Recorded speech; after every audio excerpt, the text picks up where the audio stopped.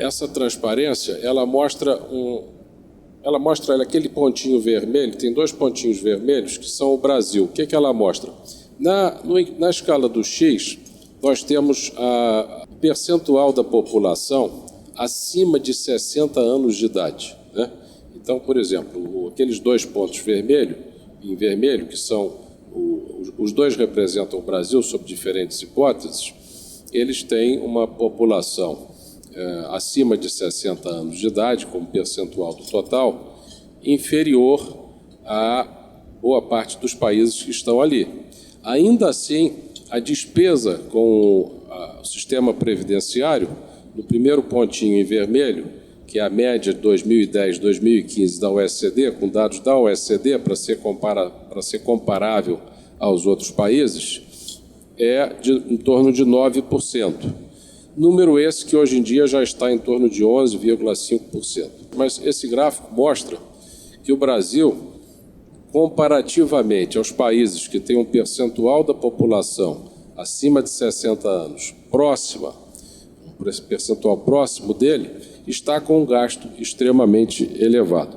Isso é uma média da OECD para 2010 e 2015. E as previsões são de que isso ainda fica pior depois. Quer dizer, as despesas, agora já em 2050, aquele ponto vermelho lá em cima representa o Brasil, o outro é a Turquia, o que mostra um distanciamento enorme. Quer dizer, as populações envelhecem e o Brasil, comparativamente a outros países, está muito acima da reta, que a reta representa mais ou menos a média dos países para determinado nível de população acima de 60 anos. Ou seja, os dados mostram que o Brasil, claramente, em relação ao resto do mundo, tem uma despesa previdenciária exagerada. E essa despesa previdenciária se divide no regime próprio e no regime geral.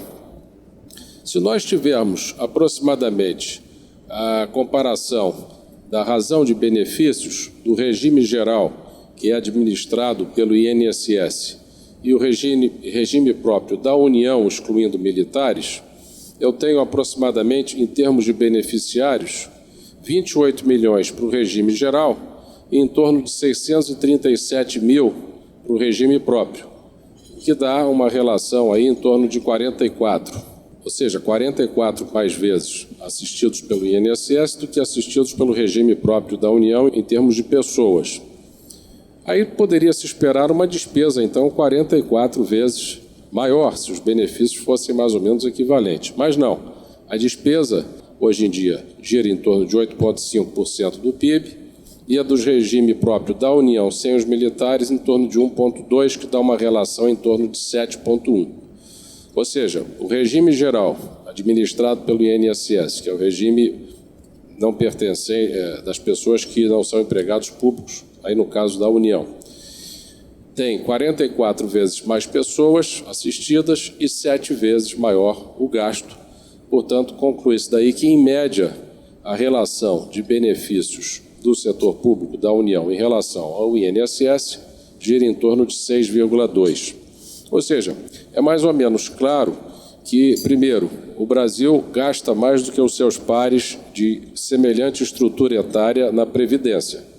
E se formos olhar a partição entre o regime geral, INSS, e o regime público, fica claro que boa parte desse gasto adicional se dá mais à fotografia, ao setor público, do que ao aposentado pelo INSS, uma razão mais ou menos de 6,2. Por que, então, que as reformas tendem a se concentrar mais no regime geral e não no regime público? Bem, aí tem a questão de economia política, que é dificuldade de se mexer em determinados privilégios, e o outro motivo é que disse que não na foto, mas no filme, ou seja, se a gente for pensar na evolução dessas contas ao longo do tempo, que o setor do regime geral estaria ainda mais desassistido do que o setor de regime próprio. Mas esses números levam à conclusão que é absolutamente crucial para o país fazer essa reforma da qual tanto se fala, e o setor de regime próprio, ou seja, o setor dos assalariados do governo têm, a princípio, mais gordura do que os do setor privado.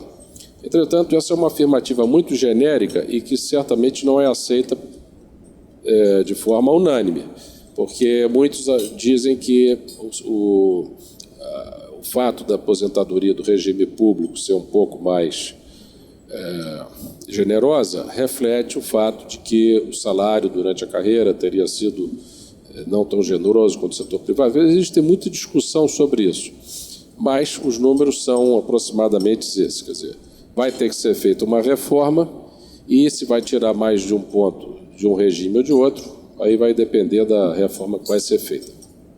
Bem, uma regra importante que eu gostaria de tentar passar para todos que eu chamo da regra dessa senhora, quer dizer, quem for olhar os nomes de meninas nos Estados Unidos vai verificar que houve um grande aumento desse nome Frances ao longo das décadas de 50 e 60. Por quê? Porque essa senhora Frances Perkins, que era secretária do Trabalho do Roosevelt, ela instituiu inicialmente o regime de repartição.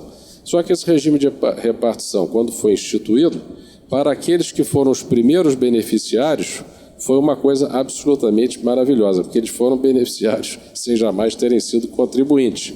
Então, eles tiveram uma taxa de retorno infinita. Para zerar um fluxo de caixa que tem só setinha para cima, tem que ter uma taxa de retorno infinita.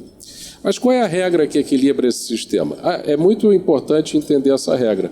Vamos pensar no caso americano. No caso americano, tem mais ou menos uma alíquota média de 15% da renda. Pensando aí num caso que todos têm um salário igual a $100, isso equivaleria a cada um contribuindo com $15. Né? E qual é a relação entre os contribuintes e os beneficiários? Mais ou menos, no caso americano, 3:1. Então, eu tenho para cada beneficiário, para cada aposentado, eu tenho 3 contribuintes contribuindo com $15, se todos têm um salário de 100. Isso significa dizer que o salário de reposição, ou seja, a razão entre o salário de quem se aposenta e o salário de quem está na ativa, é, em média, 45:100. 45:100. Observe que esse salário de reposição de 45:100 aqui no Brasil não é aceito nem pelo regime geral, nem pelo regime público. O regime público costumava ter salário de reposição de 100% do salário da ativa, e o regime geral tem alguma coisa em média da ordem de 85,2%. Nos Estados Unidos é exatamente em torno de 45%, quer dizer, o sistema mais ou menos é equilibrado. Já constituiu um fundo no passado, esse fundo tem caído, fundo de reserva, mas é mais ou menos quem tem 100 passa para 45%. Né? No Japão é menos ainda, 100 vai para 38%, na OECD na média dá uns 48, 50. E no Brasil? No Brasil, nós temos o regime geral e o regime próprio. Né? No regime geral, hoje em dia, tem mais ou menos 2,2 contribuintes por beneficiário. Esses são os números com os quais a gente trabalha. 2,2 contribuintes por beneficiário. E qual é a alíquota média de tributação? Bem, os indivíduos pagam, em geral, 11% no regime, vamos dizer, na parte mais canônica do sistema, e 11% os indivíduos e 20% as empresas, o que daria 31%. Mas isso não acontece com existem várias saídas, vários dissensos em relação a esse regime das microempresas, das empresas do tipo A, do tipo B. Então, a alíquota efetiva, se a gente pegar o total da contribuição, dividir pelo total da folha salarial, a alíquota gira em torno de 28%. Portanto, usando a regra da senhora Frances, eu tenho que multiplicar 2,2 contribuintes por beneficiário por 28. Ou seja, se a média dos salários é 100 e a gente paga 28, cada um paga 28, empresa mais indivíduo 28, como são 2,2 contribuintes por beneficiário, o beneficiário ganha o quê? 2,2 vezes 28, que dá aproximadamente 61,6.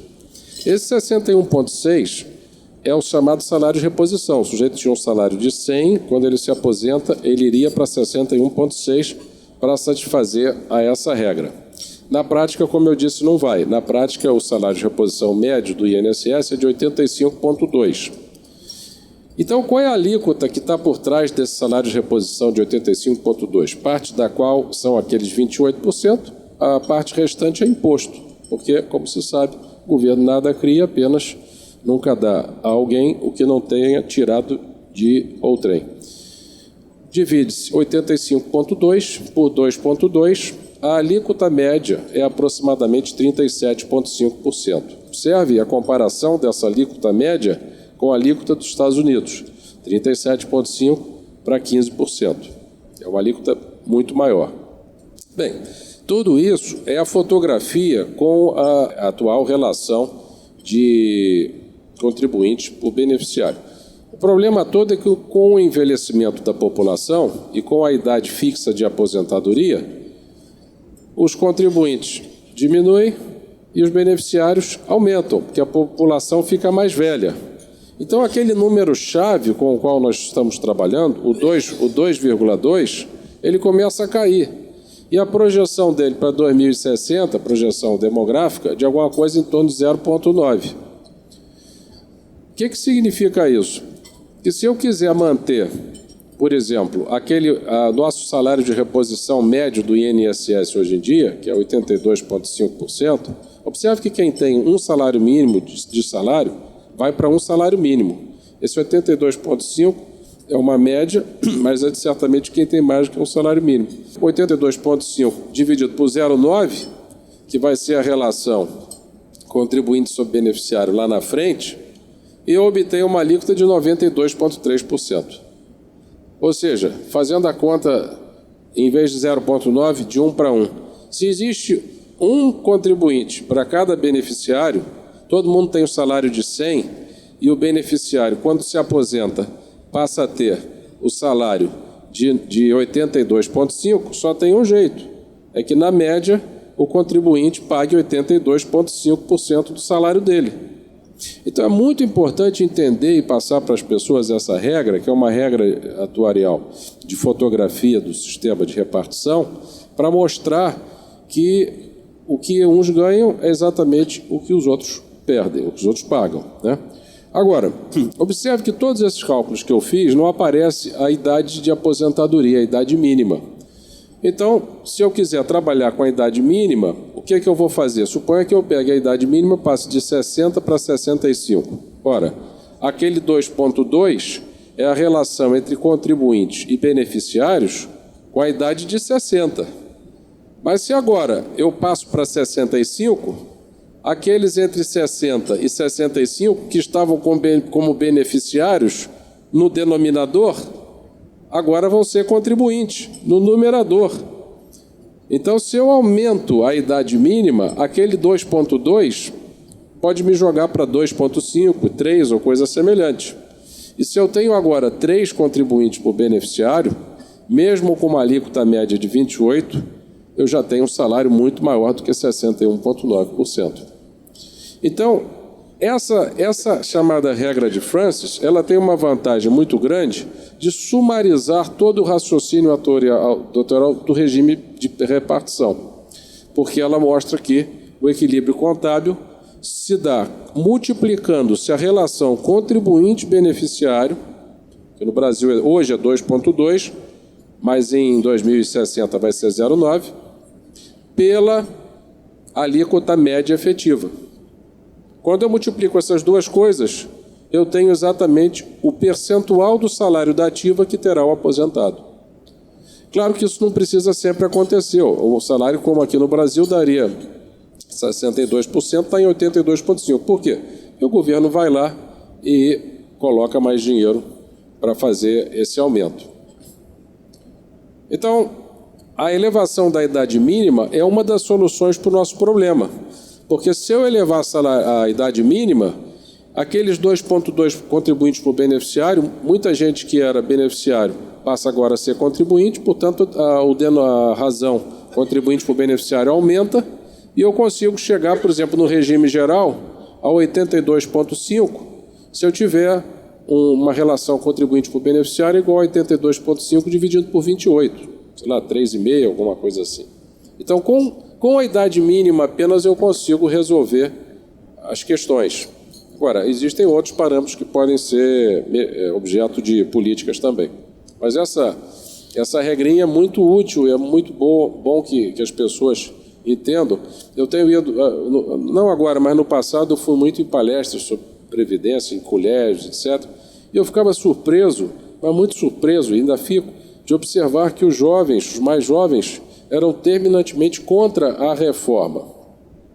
Até que eu resolvi subtrair o artigo definido e eu fiz a pergunta se eles eram contra uma reforma. Eles não eram contra uma reforma. Eles eram contra a reforma. Eles eram contra o fato da reforma que estava em discussão no passado não se ater a determinados nichos onde eles achavam, e achavam com justa razão, que havia necessidade de redução de alguns privilégios. Então, os jovens, os mais jovens, a maior parte deles é contra a reforma, mas quando se fala em uma reforma já diminui o grau de rejeição, porque aí eles talvez percebam que serão eles que vão pagar essa conta no futuro. Então, observe, aquilo ali é o aumento das alíquotas de contribuição à medida que a população vai envelhecendo.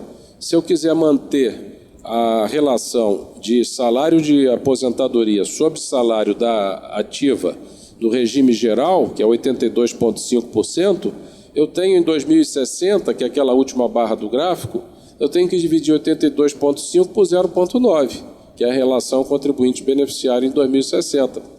E aí a alíquota de 92,3, ou seja, muito antes disso o jovem já saiu do Brasil, ou já passou a informalidade, ou já parou de trabalhar, porque não faz sentido alguém trabalhar para pagar 92,3. Ou seja, o sistema é não manutenível no longo prazo.